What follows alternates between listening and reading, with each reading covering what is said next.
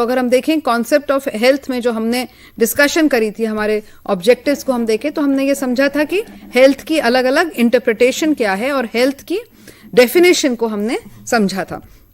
और ये समझ में आया था कि ट्रेडिशनली हम हेल्थ को एक एब्सेंस ऑफ डिजीज से ही लेके समझते हैं कि बीमारी ना हो केवल वो हेल्थ है, परंतु बात ये हुई थी कि केवल बीमारी का ना होना ही स्वास्थ्य नहीं कह सकते हम, और कई इसमें आयाम हैं, परिवेशी आयाम, सामाजिक, हमारे कल्चरल और मनोवैज्ञानिक आयाम हैं। क्योंकि फॉर एग्जाम्पल ये बात हुई थी, मान लो कोई व्यक्ति कुपोषित है, तो कुपोषण तो कोई एक प्रकार की बीमारी नहीं है, तो क्या अगर व्यक्ति कुपोषण है, उसका पोषण का स्तर ठीक नहीं है, क्या उसको हम फिर भी हेल्दी कहेंगे? बीमारी तो नहीं है पर क्या हेल्दी कहेंगे? इसी प्रकार कोई अगर ड्रग अब्यूज में है तो ड्रग अब्यूज कोई बीमारी नहीं है, परंतु अगर कोई व्यक्ति ड्रग्स ले रहा है तो क्या हम उसको स्वस्थ व्यक्ति कहेंगे? उसी प्रकार मेंटल इलनेस। और फिर हमने ये बात अपनी यहाँ पे हम समझ रहे हैं कि परिवेश से भी संबंधित है हमारा स्वास्थ्य, क्योंकि हमारा मनुष्य अपने परिवेश के साथ किस तरह सामंजस्य स्थापित करके रहते हैं, इससे हमारे स्वास्थ्य पे बहुत असर होता है।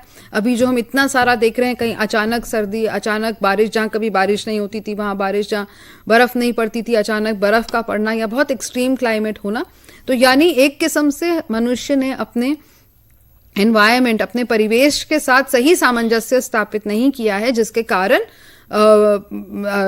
हमारा स्वास्थ्य पे भी असर पड़ता है, क्योंकि पूरा climate change is related to change in the environment. हमारी भौतिक एनवायरनमेंट को हमने कैसे चेंज कर दिया है। साइकोसोशल आयाम भी हैं स्वास्थ्य के, साइकोलॉजिकल आयाम भी हैं, सोशो कल्चरल आयाम भी हैं और इकोनॉमिक आयाम भी हैं। ये सभी चीजें जो हैं, क्योंकि हमारे सोशल कस्टम्स हैं, कई प्रकार के समुदायों में कुछ खाने के ऊपर रोक टोक होती है, किस जीवन के कई चरण में, जैसे कोई गर्भवती महिला इत्यादि, इस समय में थोड़ा सा खाने के ऊपर कई प्रतिबंध होते हैं, जिससे हमारे स्वास्थ्य के ऊपर प्रभाव पड़ सकता है। तो संपूर्ण बात यह हुई कि हमें स्वास्थ्य को एक समग्र दृष्टि से देखना है, यानी कि ऐसा व्यक्ति जो एक साउंड बॉडी में, उसका शरीर स्वस्थ हो, मानसिक रूप से स्वस्थ हो, उसका सामाजिक वातावरण स्वस्थ हो और वो एक भौतिक रूप से स्वस्थ एनवायरनमेंट, परिवेश में रहता हो, तो हेल्थ की समग्र डेफिनेशन में यह सभी आयाम जुड़े हुए हैं, ना कि केवल बीमारी का ना होना। तो WHO ने इसी बड़े नजरिए को लेते हुए बोला, health is a state of complete physical, mental and social wellbeing, यानी पूर्ण रूप से शारीरिक, मानसिक और सामाजिक रूप से जब व्यक्ति स्वस्थ होता है तब, और केवल बीमारी का ना होना इतना ही काफी नहीं है, ये इन तीनों तरीकों से वेलबींग आवश्यक है, तभी हम कहेंगे कि व्यक्ति स्वस्थ है। और अब तो इसमें एक इकोनॉमिक आयाम भी ले लिया गया है, यानी वोकेशनल डायमेंशन भी इसके अंतर्गत ले ली गई है। अब ये बहुत ही बढ़िया डेफिनेशन है, पर इसमें कई जो कुछ एक थोड़ा सा कोई लोग चैलेंज इसका बताते हैं, वो ये है कि हम ठीक रूप से ये नहीं कह सकते कि कोई व्यक्ति सामाजिक या मानसिक रूप से पूर्ण रूप से स्वस्थ है या नहीं। इसके ठीक हम, जैसे हम बीमारी का तो बिल्कुल पकड़ लगा सकते हैं, आप अपने वेरियस ब्लड टेस्ट करेंगे, यूरिन टेस्ट, स्टूल टेस्ट और कई बुखार, टेम्परेचर, कई और चीजें लेंगे, MRI, CRI, तो आप बिल्कुल ठीक प्रकार से बता सकते हैं। परंतु क्या ये हम इस प्रकार से सोशल वेलबींग के बारे में भी क्या इसी तरीके से बता सकते हैं?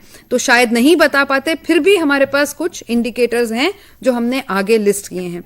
साथ ही स्वास्थ्य ऐसी बात नहीं है कि एक बार के लिए निर्धारित हो गई, मैं आज स्वस्थ हूं तो हमेशा स्वस्थ, ऐसा नहीं है। It is a continuous process of adjustment of the person to his changing environment and the demands of life. तो ये संकल्पना जो है, ये एक फ्लूइड संकल्पना है। व्यक्ति के जीवन काल में कई ऐसे समय आएंगे जब हम उसको हेल्दी या नॉट हेल्दी कहेंगे, और केवल ये इसलिए नहीं क्योंकि उसको कोई बीमारी है, इसलिए क्योंकि उसका शायद सामंजस्य जो अपने आसपास के एनवायरनमेंट से है, भौतिक या सामाजिक, वो अगर उतना ठीक नहीं है, या इवन अपने प्रोफेशनल कार्य में, तो वो उसकी स्वस्थता को निर्धारित करता है या उसका दर्शाता है। तो कई लोग इस चीज को ये भी बोलते हैं कि WHO की ये डेफिनेशन बहुत ही आइडियलिस्टिक है, बहुत ही एक आदर्श है, क्योंकि क्या कोई इतना हर प्रकार से हेल्दी हो सकता है? सभी आयामों पे, मानसिक, सामाजिक, शारीरिक और वोकेशनल, व्यावसायिक आयाम, और अब तो इसमें एक और आयाम भी जोड़ दिया गया है, आध्यात्मिक आयाम। इन्हीं सब पे स्वस्थ होना एक बहुत बड़ा चैलेंज है। परंतु पॉइंट ये है कि चैलेंज भले ही हो, हमारे पास एक आदर्श का होना जरूरी है जिसकी ओर हम अपने आप को बढ़ाना चाहते हैं, हम इन सब रूप से अपने आप को स्वस्थ रखना चाहते हैं। तो ये सभी आयाम हमारी नजर में होने चाहिए। कहने का मतलब ये है, ये सभी डायमेंशंस ऑफ हेल्थ का हमें अवेयरनेस होनी चाहिए, ताकि हम खुद का भी मूल्यांकन कर सकें और हम जिन लोगों के साथ कार्य कर रहे हैं उनका भी मूल्यांकन कर सकें और कुछ सलाह देने की आवश्यकता हो तो दे सकें। तो इसी प्रकार फिजिकल डायमेंशन ऑफ हेल्थ हम थोड़ी सी चर्चा की थी पिछले सत्र में, थोड़ा सा रिपीट कर लेते हैं। यानी हमारा हर ऑर्गन जो है ऑप्टिमल कैपेसिटी पे काम कर रहा है और बॉडी में आपस में पूरा सामंजस्य है। और इसके कुछ लक्षण होंगे जो ये दिखेंगे हमें कि हमारे बाल, हमारी त्वचा, हमारी आईज, हमारा वेट, मसल्स, बॉडी मूवमेंट्स, हमारा बावल और ब्लैडर मूवमेंट, खाना खाने की भूख, सोना, ये सब एक सही संतुलन पे चल रहा है। तो यानी कि ये दिखा रहा है कि हम शारीरिक रूप से स्वस्थ हैं। और मानसिक रूप से स्वस्थ व्यक्ति को जब हमारे को कोई अपने अंदर कोई कॉन्फ्लिक्ट या हमें कोई बेचैनी ना हो, हम अपने जो जीवन के डिसीजंस हैं वो ले सकें, हम में कॉन्फिडेंस है अपनी योग्यताओं पे, हम अपनी कमियों को भी स्वीकार सकें, ये ना कहें कि हम ही ठीक हैं, परंतु हमारे पास अपने प्रति एक हमारा पॉजिटिव नजरिया हो, अपनी रिस्पॉन्सिबिलिटीज को निभाएं और उसमें सेटिस्फैक्शन लें, स्वयं को हमेशा नकारने की हमारी प्रवृत्ति ना हो और ना ही दूसरों की नकारने की प्रवृत्ति हो। कोई भी सिचुएशन चैलेंजिंग आए तो बहुत ज्यादा, ये तो कुछ तो हमारे को घबराहट होगी, परंतु बहुत ज्यादा घबराहट हुए बिना उसको वो हैंडल कर सके, अपने इमोशंस के ऊपर कंट्रोल हो। जरूरी है कि सभी इमोशंस हम फील करते हैं, पर हम उसे व्यक्त कैसे कर रहे हैं, अडेप्ट करें सिचुएशंस के प्रति, दूसरों की इमोशंस के प्रति सेंसिटिव हों, दूसरों के साथ हम एक उनको समझ के उनके साथ डील करें, दूसरों के साथ हम अपने आप का सामंजस्य स्थापित कर सके। तो यह सब चीजें हमारी मेंटल वेलबींग की निशानी है। और मेंटल और फिजिकल वेलबींग रिलेटेड है, सोशल वेलबींग भी रिलेटेड है। जब हम मानसिक रूप से स्वस्थ, कई बार हम मान लो अगर नहीं है तो वो कई बार उसका फिजिकल रूप में, बीमारी के रूप में भी वो दिखता है। और मान लो हमें कोई फिजिकल बीमारी है तो हमारा माइंड उसके ऊपर लेके बहुत बेचैन है। तो सभी वेरियस एस्पेक्ट्स ऑफ हेल्थ जो हैं ये इंटर रिलेटेड हैं। सोशल डायमेंशन ऑफ हेल्थ में क्या इंक्लूडेड होगा कि हम क्या अपने समाज के साथ कितने जुड़े हैं, समाज से अलग थलग तो नहीं है, हम क्या अपने आप को मेंबर ऑफ अ कम्युनिटी मानते हैं, हमारे समुदाय में दूसरों के साथ इंटरपर्सनल रिलेशनशिप्स क्या हैं। कई लोग बिल्कुल समाज से अलग होकर रहते हैं, बहुत लोगों से जुड़ना नहीं चाहते हैं। जब ये चीज एक्सट्रीम पे पहुंच जाती है, थोड़ा बहुत शाइनेस और ये सब में लोग थोड़े से अलग अलग हो सकते हैं, पर जब बिल्कुल ही अपने आप को काट के रखने को किसी का स्वभाव है तो ये फिर आपकी सही हेल्थ को नहीं दर्शा रहा है। जो भी हमारी सोशल ऑब्लिगेशंस है, मनुष्य इसे फुलफिल करे तभी हेल्दी कहा जाएगा। और extreme form of social ill health तो हमें दिखता है, परंतु जो थोड़े से जो अल्प फॉर्म है, जो थोड़ा सा लेस एक्सट्रीम फॉर्म है, उसको देखने में हमें कई बार मुश्किल आ जाती है। और आजकल कई जो हमारे समाज का फैब्रिक कई बार जो हमारा टूट जाता है, कई प्रकार के हमें इंस्टेंसेस दिखते हैं, तो ये हमारे को दिखाते हैं कि all is not well with the health of the people. अगर हर आदमी अपने आप को इन पांचों आयाम पे स्वस्थ समझता है, physical, mental, social, emotional, vocational और आध्यात्मिक, तो ऐसा व्यक्ति दूसरों की कभी हानि नहीं पहुंचाएगा, उन्हें चोट नहीं पहुंचाएगा किसी भी प्रकार की। परंतु आजकल हम देख रहे हैं, वैसे ही हमारे समाज में पूरे वर्ल्ड ओवर कई ऐसे हैं जब हम ऐसा हमारी सिचुएशंस आ जाती हैं कि जब वायलेंस के इतना हम करते हैं, तो इसका मतलब ये है कि वो आदमी को पूर्ण रूप से हेल्थ में नहीं है। या कुछ लोग जो ड्रग अब्यूज में चले जाते हैं, ये भी दिखा रहा है कि वो अपने नॉर्मल कॉन्फ्लिक्ट्स को, किसी भी प्रकार का एडिक्शन, ये दिखा रहा है कि हम अपने कॉन्फ्लिक्ट्स को नॉर्मली खुद हैंडल नहीं कर पा रहे हैं और एक गलत चीज का सहारा लेके हम उनको हैंडल कर रहे हैं। तो यानी हर प्रकार से हमारा जो स्वास्थ्य है वो ठीक नहीं है। तो ये सब चीजें, जो कोई भी चीज जो हमें हानि पहुंचा रही है, अगर हम कोई ऐसा ही कार्य कर रहे हैं जो हमें हानि पहुंचा रहा है या दूसरों को हानि पहुंचा रहा है, सोच समझ के अगर हम ऐसा कार्य कर रहे हैं, तो यानी हमारा इसमें कहीं ना कहीं हमें ये सोचना पड़ेगा कि क्या मैं एज अ व्यक्ति संपूर्ण रूप से स्वस्थ हूं। इसीलिए यहाँ पे हमारे पास अभी हम देख रहे हैं कि स्पिरिचुअल डायमेंशन भी आई है। स्पिरिचुअल डायमेंशन से यहाँ बिल्कुल किसी रिलीजन से मतलब नहीं है। स्पिरिचुअल डायमेंशन से यहाँ मतलब है कि हम, हर मनुष्य की एक इच्छा होती है जो कि वो ये जानना चाहता है, समझना चाहता है कि जीवन का क्या मकसद है, जीवन का क्या मीनिंग है, क्या पर्पस है। और वो अपना जीवन कुछ प्रिंसिपल्स और एथिक्स के आधार पर रहना चाहता है। इसमें कोई रिलीजन की बात नहीं है, क्योंकि हर रिलीजन हमें एक ही जैसे प्रिंसिपल्स और एथिक्स बताता है। हर रिलीजन कहता है कि कैसे कोऑपरेशन से रहें, सच्चाई से रहें, दूसरों को कंसिडरेशन से रहें। तो मनुष्य जब इन बातों को सोचता है और जब वो उसको ये एहसास होता है कि मैं अकेला नहीं हूं, परंतु मैं जो कर रहा हूं वो पूरा जो है पूरे यूनिवर्स से मेरा कोई भी एक्शन जो है उसका इफेक्ट केवल मुझ पे या आसपास के लोगों पे नहीं, पूरे पूरे यूनिवर्स में सभी को इम्पैक्ट करता है, तो तब वो व्यक्ति जो है हम कह रहे हैं कि वो आध्यात्मिक आयाम पे सोच रहा है। और आध्यात्मिक आयाम पे सोचते हुए निश्चय अगर कोई व्यक्ति उस पर अग्रसर है तो वो ऐसे कार्य नहीं करेगा जिससे उसकी हेल्थ या दूसरों की कोई भी हेल्थ फिजिकल, मेंटल, इमोशनल या साइकोलॉजिकल अफेक्टेड हो। वोकेशनल डायमेंशन ऑफ हेल्थ, जैसे कि मैं बोली थी, अब एक नया जुड़ा है। वो यही है कि हर कोई हम चाहते हैं कि हम अपना पर्पस, एक प्रोडक्ट, हम जिस समाज में हैं हम उसको प्रोडक्टिवली कुछ वापस योगदान दें। अब प्रोडक्टिवली योगदान देने में काफी टाइम में एक व्यवसाय की बात आ जाती है। ऑफ कोर्स कई लोग जो ऐसे हैं जो व्यवसाय, खासकर हमारी महिलाएं जो हो सकता है कोई व्यवसाय ना कर रही हैं, परंतु घर में ही देख के घर की पूरी देखरेख की जिम्मेवारी उनके ऊपर है, तो वो भी इसी आयाम में हम समझेंगे। तो हम अपना क्या वोकेशनल, कई लोगों को जब अपने व्यावसायिक आयाम पे संतुष्टि नहीं होती तो वो वंस अगेन उनकी हेल्थ को इम्पैक्ट करता है। कई बार ऐसा होता है कि हम सोचते हैं कि हमारे जीवन के लक्ष्य या मूल्य ये हैं, और कई बार हम उसी प्रकार की, हमारा व्यवसाय भी वैसा ही होता है जैसे हमारे मूल्य हैं, तो हमारे को काफी इसमें एक संतुष्टता की भावना होती है और हमारे संपूर्ण स्वास्थ्य में एक बढ़ोतरी होती है। परंतु कई बार हमारा जो, हम जिस व्यवसाय में हैं, या कोई अगर घर में काम कर रहा है और उसकी इच्छा है कि कहीं वो बाहर काम करते, तो अगर ये विरोध मन में काफी द्वंद्व, काफी मन में अगर ये चलता रहता है तो ये व्यक्ति के स्वास्थ्य को प्रभावित करता है। इसलिए वोकेशनल डायमेंशन यहाँ पे इंपॉर्टेंट है। साथ ही में जो हम ये बात समझें कि हेल्थ एक रिलेटिव कॉन्सेप्ट है, यानी सापेक्षिक चीज है। हम हेल्थ, गुड हेल्थ को एक तरफ समझें और बैड हेल्थ को एक तरफ समझें, और हम ये देखेंगे कि हम लोग अक्सर ये है जो स्पेक्ट्रम ऑफ हेल्थ है, हम लोग अक्सर इस स्पेक्ट्रम पे ऊपर नीचे होता रहता है, मानसिक, शारीरिक, सामाजिक, आर्थिक या व्यावसायिक रूप से। तो ये स्पेक्ट्रम है, सबसे यहाँ बिल्कुल लोएस्ट स्टेट ऑफ हेल्थ है, ये हाईएस्ट स्टेट ऑफ हेल्थ है। और कई बार ये पीरियड्स होते हैं कि हमारे को माइल्ड सिकनेस है, कई बार अनरिकग्नाइज्ड है, कई बार हमारे को, हम बीमार तो नहीं हैं पर हम बहुत नहीं कह सकते कि हम बहुत अच्छे हैं, तो फिर हमारा तब उस समय नेक्स्ट स्टेज पे हमारे को जाने का है कि हमारी बेटर हेल्थ हो, हमारी उससे बेटर हेल्थ हो। और पॉजिटिव हेल्थ है जब हम हर तरीके से अपने आप को सब सही और स्वस्थ समझ रहे हैं। तो बहुत बीमारी, हल्की बीमारी है परंतु लक्षण सामने नजर नहीं आ रहे, ये भी बॉडी पे इफेक्ट इसका पड़ता है। बीमारी तो नहीं है परंतु बहुत हेल्दी भी नहीं खुद को कहा जा सकता, ठीक स्वास्थ्य है, और ये है कि ये पॉजिटिव स्वास्थ्य है।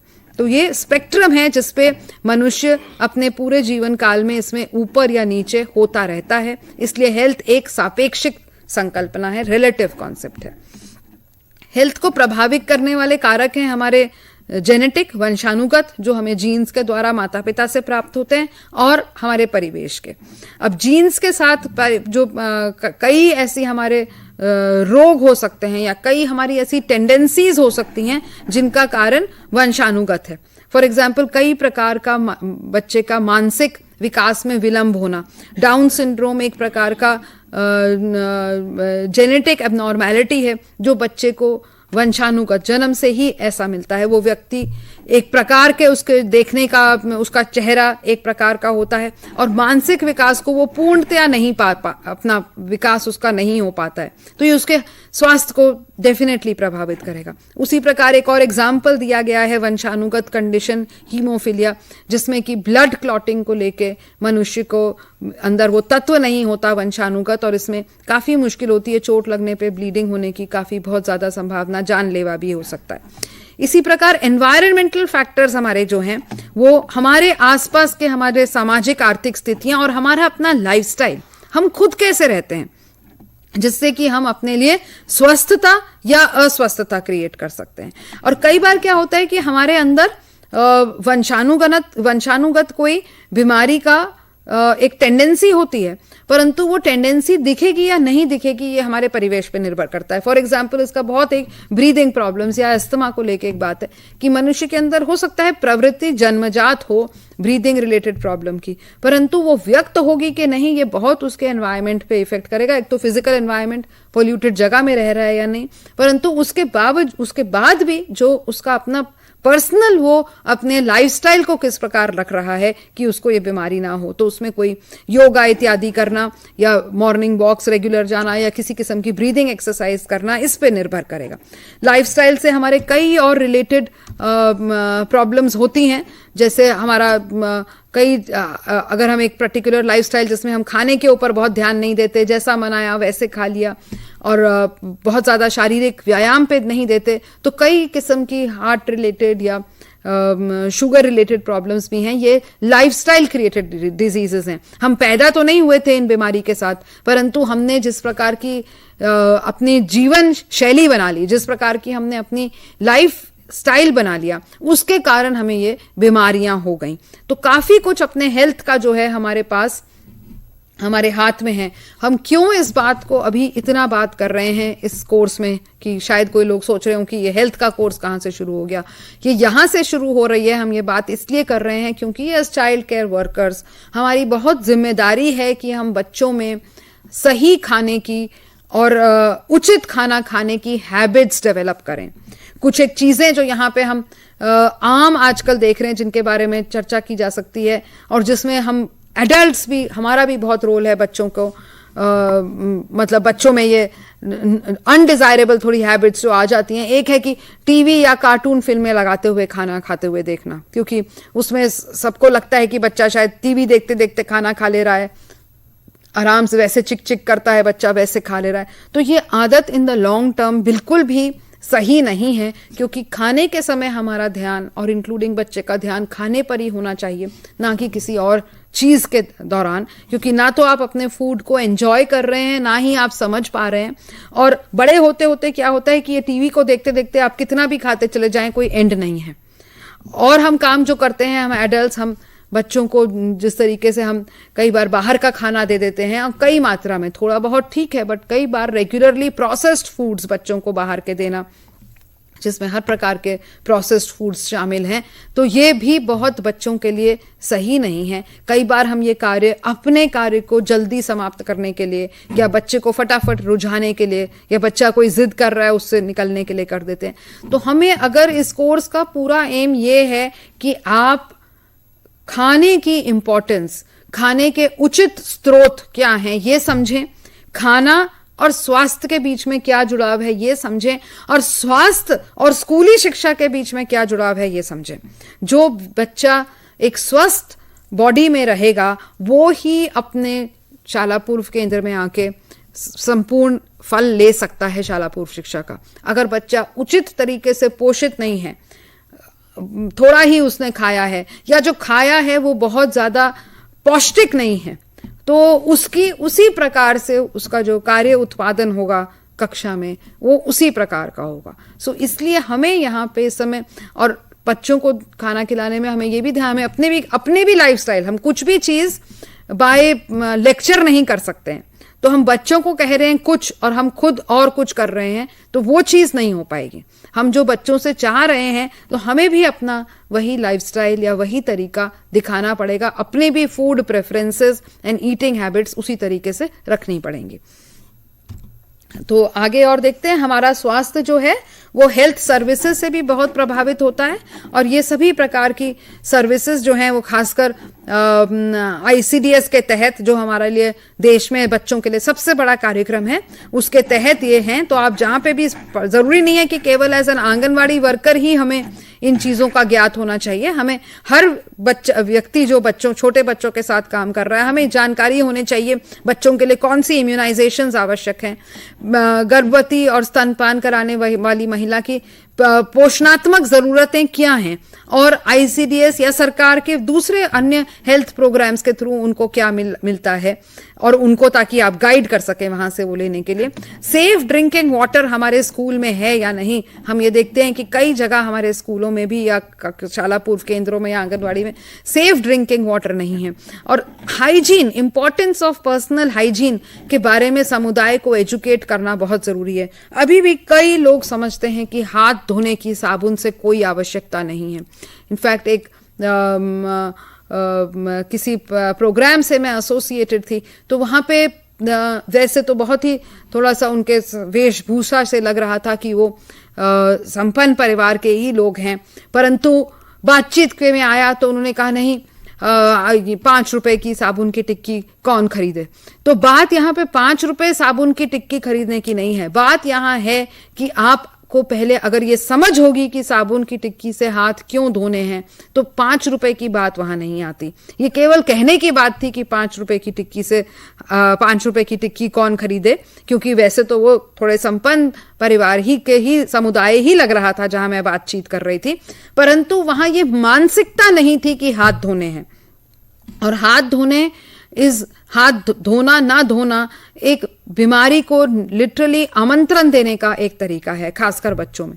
तो अगर हम अपने खुद ही इस चीज पे, बहुत छोटी बात है कहने में, परंतु यदि हम हाथ हर वक्त ये बच्चों को भी बताएं और खुद भी, तो हमारे जितने इंसिडेंट्स ऑफ डायरिया हैं देश में वो बहुत कम हो जाएं।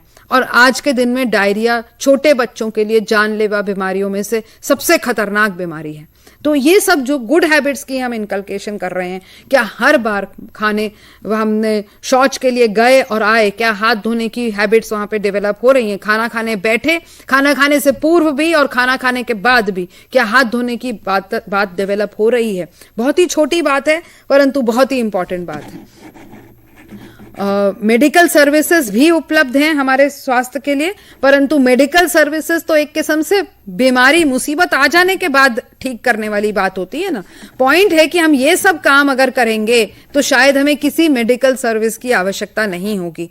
यदि टीकाकरण होगा, न्यूट्रिशन गर्भवती महिला और स्तनपान कराने वाली महिला को सही होगी, ड्रिंकिंग वाटर होगा सही, पर्सनल हाइजीन हम मेंटेन करेंगे, एवं वातावरण केवल अपने ही हाथ धोने से और हमारा सामने सारा समुदाय में हमारा सैनिटेशन नहीं है तो वो हमारे को भी डेफिनेटली बीमार करेगा। और बैलेंस डाइट, इस चीज के ऊपर हम बात करने वाले हैं। बैलेंस डाइट के ऊपर बहुत विस्तार से हमारी कोर्स में हम चर्चा करेंगे और बैलेंस डाइट किस प्रकार बनाएं और खाएं ये बातचीत होगी।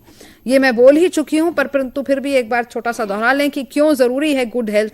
क्योंकि अगर बच्चा बीमार और कुपोषित होगा, बीमार नहीं भी हो, अगर कोई बीमारी के लक्षण ना हो, अगर कुपोषित भी होगा तो हर प्रकार से उसकी डेवलपमेंट के माइलस्टोन्स ढीले पड़ जाएंगे। 6 महीने में बैठ लेना चाहिए, नहीं बैठेगा। वर्ष भर में चल लेना चाहिए, नहीं चलेगा। 1.5-2 वर्ष के बालक को अपने आसपास खोजबीन करने का एक उत्साह होना चाहिए, नहीं होगा। कहां से होगा उत्साह जब शरीर में ताकत नहीं है कि उठ के हम जाके कहीं देखें। क्लास की एक्टिविटीज में भागने दौड़ने के लिए तैयार, हर वक्त नया चीज सीखने के लिए तैयार होना चाहिए, नहीं होगा, क्योंकि माइंड बॉडी के अंदर जो न्यूट्रिशन की रिक्वायरमेंट थी वो फुलफिल ही नहीं हुई है। इसलिए हेल्थ और हाइजीन को देखना और न्यूट्रिशन को देखना बहुत जरूरी है। और क्रिटिकल पीरियड के अंतर्गत गुड हेल्थ होना बहुत जरूरी है। गर्भावस्था के प्रथम 3, ये चर्चा भी की जाएगी, गर्भावस्था के प्रथम 3 महीने बहुत ही निर्णायक होते हैं। माता को किसी प्रकार की प्रथम 3 महीने में बीमारी होना, बच्चे उसके अंदर जो पल रहा गर्भ में बच्चा है उसके लिए काफी हानिकारक सिद्ध हो सकता है।